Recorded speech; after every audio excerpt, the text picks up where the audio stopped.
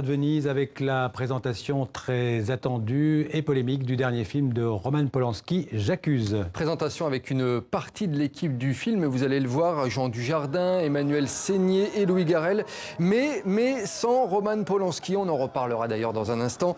J'accuse fait partie des 21 films en compétition pour le Lion d'Or. C'est un thriller sur fond d'espionnage, plus qu'un film historique. Alors il raconte l'affaire Dreyfus, un scandale majeur de la Troisième République française, et je vous propose de regarder un extrait tout de suite. Au nom du peuple français, en ce 9 septembre 1899, le Conseil de guerre permanent de la 10e région de corps d'armée a déclaré le nommé Dreyfus Alfred, capitaine breveté au 14e régiment d'artillerie, à la majorité de 5 voix contre 2, coupable de haute trahison.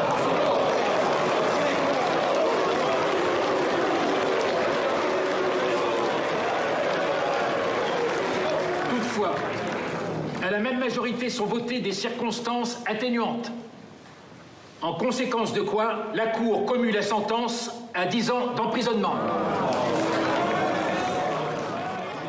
Voilà, l'histoire est traitée du point de vue du lieutenant-colonel Georges Picard qui avait réhabilité le capitaine injustement condamné, un colonel incarné par Jean Dujardin.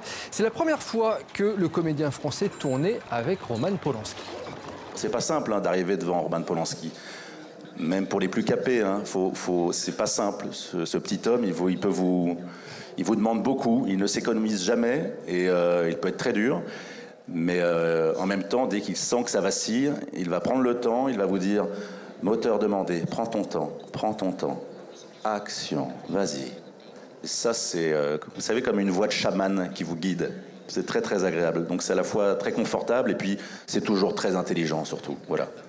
Alors Nicolas, la présentation de ce film à Venise est entachée d'une double polémique. Vous savez, Roman Polanski est toujours poursuivi par la justice américaine pour le viol en 1977 d'une adolescente. Le réalisateur a par exemple été exclu de l'Académie des Oscars et il s'attire depuis plusieurs années les foudres des féministes qui n'acceptent pas que ces films continuent à être montrés dans des festivals, comme c'est le cas encore cette année pour cette Mostra. Et puis, Roman Polanski a affirmé qu'avec J'accuse, il voit un parallèle avec sa propre situation, s'estimant harcelé et persécuté. Un parallèle qui a effectivement déclenché une autre polémique. Sa femme Emmanuelle Seigné était interrogée à ce propos en conférence de presse et elle a plutôt botté en touche. Écoutez. En ce qui concerne Roman, c'est difficile pour moi de parler à sa place. Tout ce que je peux dire, c'est que ce sentiment de persécution, je pense que c'est assez simple de le comprendre. Il suffit de voir sa vie. Bien sûr, je partage sa vie depuis très longtemps. D'ailleurs, aujourd'hui, c'est nos 30 ans de mariage. Voilà, fin de citation pour Emmanuel Seigné qui a assez éludé cette question. Roman Polanski a en tout cas reçu un soutien de poids, celui de Catherine Deneuve, l'actrice française qui est aussi présente à Venise.